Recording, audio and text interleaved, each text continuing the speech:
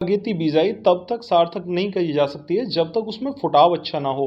तो आज की वीडियो का टॉपिक हमारा फुटाव को लेकर है।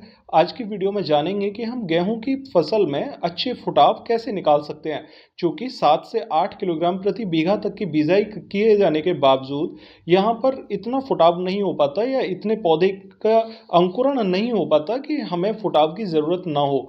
और ये भी आप भली-भांति जानते हैं कि अगर फुटाव अच्छा हुआ है तो ही हमारी उपज ज़्यादा अच्छी होगी, क्योंकि फुटाव वाले जो पौधे होते हैं उनमें बालियाँ मजबूत निकलती हैं, दाने मजबूत होते हैं, दाने का वजन ज़्यादा अच्छा होता है, चमक अच्छी होती है और दाने का भराव बहुत अच्छा होता है। तो यहाँ पर हमें फुटाव की बहुत ज़्यादा विशेषकर ज़रूरत होती है। आज की वीडियो में हमारा टॉपिक इसी को लेकर है कि हम गेहूं में फुटाव कैसे निकाल सकते हैं। साथियों, सबसे पहले हम फोकस करेंगे अपनी पहली सिंचाई से पहले पहले की जाने वाली स्प्रे या दूसरे खादों पर। तो यहाँ पर अगर हमारी गेहूं की उपज लगभग 12 दिन से लेकर 15 दिन तक हो चुकी है या 15 दिन से ऊपर भी 18 दिन तक भी हो चुकी है, तो हम यहाँ पर पहली स्प्रे एक ह्यूमिक एसिड लगभग 500 ग्राम प्रति एकड़ के हिसाब से और यूरिया खाद 500 से लेकर 600 ग्राम प्रति एकड़ के हिसाब से मिक्स करके दोनों का स्प्रे दे सकते हैं। इससे हमारे पौधे की जो क्राउन रूट्स हैं, जैसा कि आप यहाँ पर वीडियो के माध्यम से देख पा रहे हैं, ये क्राउन रूट्स बहुत तेज़ी से ग्रोथ करेंगी। और यदि क्राउन रूट्स हमारे पौधे में जल्दी से विकसित हो जाती हैं तो पहली सिंचाई से पहले पहले हमारे पौधे में फुटाव निकलने के चांसेस बहुत ज़्यादा होते हैं। और अगर हम पहले पानी से पहले फुटाव निकाल लेते हैं तो हमारे पौधे का तना मोटा रहता है और मोटे तने में अच्छे फुटाव की संभावना ज़्यादा रहती है। साथियों, यहाँ पर सबसे अहम जो पार्ट होता है वो होता है क्राउन रूट्स, जड़ों का विस्तार होना।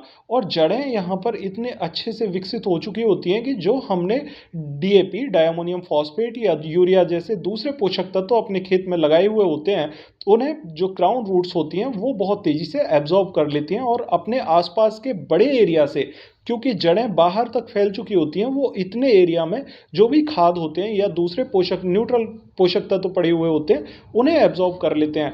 ह्यूमिक एसिड लगने की वजह से पौधे की क्राउन रूट्स बहुत तेज़ी से बढ़ती हैं, जिससे कि पौधों को पोषक तत्व एब्जॉर्ब करने में कोई भी प्रॉब्लम नहीं आती। ये काम हम 12 दिन से लेकर 18-20 दिन तक भी कर सकते हैं। जिन भी किसान साथियों ने अपने खेतों में पहले पलेवा करके गेहूं की बिजाई करी है, वो किसान भाई 28 दिन पर पहला पानी लगा सकते हैं। पहले पानी को लगाने के समय पर आपको एक चीज़ ध्यान रखनी होगी कि हमारे खेत में जो भी डोज लगाई जानी है, उस डोज को हमें पहले से बुरकाव करना है और बुरकाव करने के बाद में ही पानी लगाना है।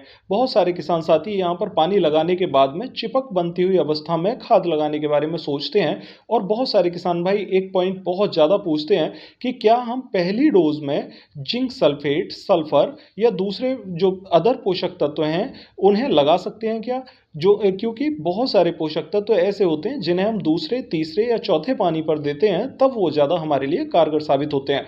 तो यहाँ पर अगर हम पहली सिंचाई से पहले अगर किसी भी प्रकार की सल्फर, जिंक सल्फेट का उपयोग करते हैं तो हमें क्या रिजल्ट मिलेंगे, इसके बारे में जानते हैं। साथियों, यदि हम पहली सिंचाई करने जा रहे हैं और पहली सिंचाई से पहले पहले हमें खाद लगाना है, तो उसके लिए हमें एक जाइम, कोई भी जाइम आप ले सकते हैं। जाइम में आप बायोबीटा जाइम ले सकते हैं, सागर का ले सकते हैं या दयाल का जाइम ले सकते हैं, या यहाँ पर लिक्विड डीएपी या दूसरे जिप्सम तत्व भी हो सकते हैं। जिप्सम भी आप यहाँ पर बुरकाव करके अच्छे रिजल्ट ले सकते हैं।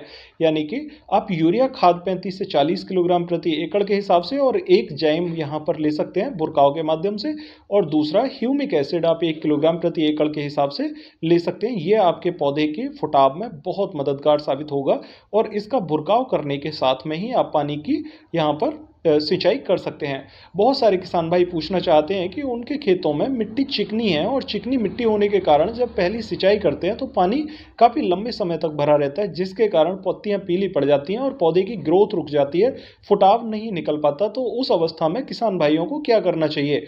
तो देखिए, जब जैसे ही आप पहली बुरकाव के लिए खाद लेकर जाते हैं, उस खाद में आप कार्बेंडाजिम 12% और मैनकोजेब 63% लगभग 500 ग्राम प्रति एकड़ के हिसाब से मिक्स करें।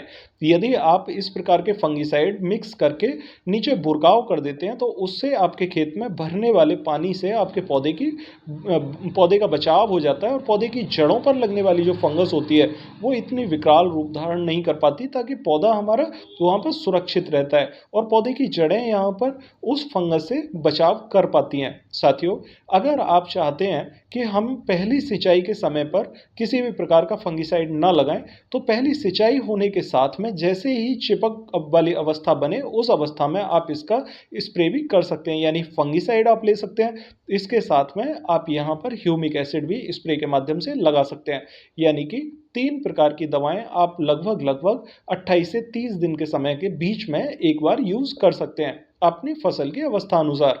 यानी कि आप 12 दिन से लेकर 18-20 दिन तक एक spray humic acid plus urea खाद का दे सकते हैं। यहाँ पर आप यूरिया खाद की जगह नैनो यूरिया भी ले सकते हैं। और यदि आपके पास तरल डीएपी है, चूँकि बहुत बड़े स्केल पर किसान साथियों ने इस बार गेहूं को डीएपी से ट्रीट करके बिजाई किया है, तो जो आधी बोतल आपके पास में बची हुई है उसको आप यूरिया खाद लगभग नैनो यूरिया की 500 ml की बोतल के साथ में डीएपी की 250 ml की बोतल मिक्स कर सकते हैं, या फिर अगर आपके पास में पूर्ण बोतल है तो आप उसको भी नैनो यूरिया के साथ में मिक्स करके स्प्रे दे सकते हैं। ह्यूमिक एसिड भी इसके साथ में 500 ग्राम आप मिला के स्प्रे देंगे तो आपको और भी बढ़िया रिजल्ट मिलेंगे। यानी कि पहला जो फॉर्मुलेशन है स्प्रे का, उसमें आप 3 प्रकार के साल्टों का उपयोग कर सकते हैं। यूरिया खाद के साथ में ह्यूमिक एसिड मिला सकते हैं, इसमें मात्रा 600 ग्राम यूरिया होगा और 500 ग्राम ह्यूमिक एसिड होगा। और यदि आप तरल मिलाना चाहते हैं तो यहाँ पर नैनो यूरिया 500 ml की बोतल ले सकते हैं, और यहाँ पर डीएपी आप 500 ml मिक्स करके उसके साथ में 500 ग्राम ह्यूमिक एसिड मिला के स्प्रे कर सकते हैं। यदि आप इस प्रकार से कॉम्बिनेशन नहीं बना पा रहे हैं तो आप यहाँ पर नैनो यूरिया प्लस डीएपी भी ले सकते हैं। डीएपी को 800 ग्राम प्रति एकड़ के हिसाब से आप घोल बनाकर urea, DAP plus humic acid तीनों का कॉम्बिनेशन कर सकते हैं। और यदि आपके पास में यूरिया की उपलब्धता नहीं है तो डीएपी प्लस ह्यूमिक एसिड का कॉम्बिनेशन भी आपके लिए बहुत सहायक सिद्ध होगा। डीएपी यहाँ पर पौधे की जड़ों को बढ़ाने का काम करती है और साथ में ह्यूमिक एसिड भी यहाँ पर पौधे की जड़ों को बहुत तेजी से बढ़ाने का काम करता है। और यहाँ पर पौधे के तने से फुटाव निकालना, पौधे के तने को मोटा करने का काम डीएपी और ह्यूमिक एसिड दोनों बखूबी करते हैं। इससे पौधे में हरापन के साथ साथ बहुत अच्छी ट्रेलिंग निकलती है। साथियों, इस प्रकार से आप ट्रीटमेंट करेंगे लगभग 20 दिन का, और जैसे ही आप 20 दिन तक स्प्रे कर देंगे, स्प्रे करने के बाद में 28 दिन तक आप देखेंगे कि पौधे की क्राउन रूट्स बहुत तेजी से बढ़ रही हैं, उसके साथ में फुटाव बहुत तेजी से निकल रहा है और पौधे में बहुत मोटा तना निकल रहा है। मोटा तना होने का फायदा यहाँ पर यह मिलता है कि उससे और भी ज़्यादा ट्रेलिंग निकलने के चांसेस बढ़ जाते हैं। साथियों, यहाँ पर लगभग 27 से 28 दिन पर जब आप पहला पानी लगाएंगे तो उस समय पर आप बुरकाव के माध्यम से लगाई जाने वाली डोज को पहले बुरकाव करके तभी पानी लगाएं। और पहला पानी आप 28 दिन पर लगाने के बाद में देखेंगे कि आपके खेत में किसी भी प्रकार की कोई समस्या नहीं है और आपको फुटाव बहुत ज़्यादा देखने को मिलेगा। यदि आपको ये लगता है कि हमने पहला पानी लगाने की अवस्था पा ली है, यानी कि हमने 20 दिन से लेकर 28 दिन का समय अब हमारे खेत में आ चुका है और स्प्रे करने का समय नहीं है, तो आप पहली सिंचाई करने के साथ में आप स्प्रे दे सकते हैं। यानी पहली सिंचाई आपने कर दी और यहाँ पर चिपक बनने की अवस्था में स्प्रे कर सकते हैं ह्यूमिक एसिड प्लस यूरिया, या डीएपी या ह्यूमिक एसिड, या फिर urea, DAP plus humic acid, तीनों में से किसी भी एक का स्प्रे आप चिपक बनने वाली अवस्था में कर सकते हैं। यहाँ पर कुछ साथी पूछना चाहते हैं कि डीएपी यदि उन्होंने बुरकाव के माध्यम से नीचे बेसल डोज में नहीं डाल पाए हैं तो क्या अब वो पानी के साथ में चला सकते हैं? बहुत अच्छा समय है, आप यहाँ पर लगभग 6 किलोग्राम डीएपी पानी के साथ में घोल बनाकर चला सकते हैं। पहली सिंचाई के समय पर आपको बहुत अच्छे रिजल्ट देगा। साथियों, अगर आप डीएपी को सिंचाई के साथ में चला देते हैं तो वो तो अच्छा है ही, उसके साथ में यदि आप स्प्रे के माध्यम से डीएपी दे देते हैं 800 ग्राम प्रति एकड़ के हिसाब से, तो ये आपके पौधे को बहुत तेजी से असर देगा। तो इसका लाभ आपको बहुत ज़्यादा देखने को मिलेगा। कुछ साथी पूछना चाहते हैं कि यदि उन्होंने डीएपी को पहले पानी के साथ में पहले पानी के साथ में नहीं चलाया है और नीचे बेसल डोज में भी नहीं डाला है, तो क्या अब डीएपी को बुरकाव के माध्यम से दे सकते हैं? देखिए, यदि आप बुरकाव के माध्यम से देना चाहते हैं तो उसके साथ में आप किसी भी प्रकार के सल्फर और जिंक जैसे तत्व मिक्स ना करें, उससे उनको रिजल्ट नहीं मिल पाएगा। तो जिंक और सल्फर का आपको यूज़ नहीं करना है। डीएपी को आप बुरकाव के माध्यम से लगा रहे हैं तो डीएपी आपके पौधे को सिर्फ इतना ही मिल पाएगा जितना कि वो घुल जाएगा। बिना घुले डीएपी आपके पौधे को उपलब्ध नहीं हो पाएगा। दूसरा पॉइंट यहाँ पर यह है कि कुछ साथी पूछना चाहते हैं कि सल्फर या जिंक, इन दोनों को क्या हम अभी बुरकाव के माध्यम से पहली सिंचाई पर दे दें? तो देखिए, मैं आपको बताना चाहता हूं कि जिंक सल्फेट को आप दूसरी सिंचाई पर लगाएं। उसके पीछे का कारण ये होता है कि जैसे ही आपने पहली सिंचाई करी, आपके खेत में खरपतवार काफ़ी ज़्यादा होता है। खरपतवार को खत्म करने के लिए आप यहाँ पर स्प्रे करेंगे और स्प्रे करने के बाद में जब दूसरा पानी लगाने के लिए जाते हैं तो उस समय पौधे में पीलापन काफ़ी ज़्यादा होता है। उस समय जिंक सल्फेट सल्फेट आपके पौधे को यहाँ पर हरापन प्रदान करने का काम करता है। पौधे की गुणवत्ता को सुधारने के लिए जिंक सल्फेट यहाँ पर हमें दूसरी खाद के साथ में देना चाहिए, वहाँ हमें बहुत ज़्यादा फ़ायदा देता है।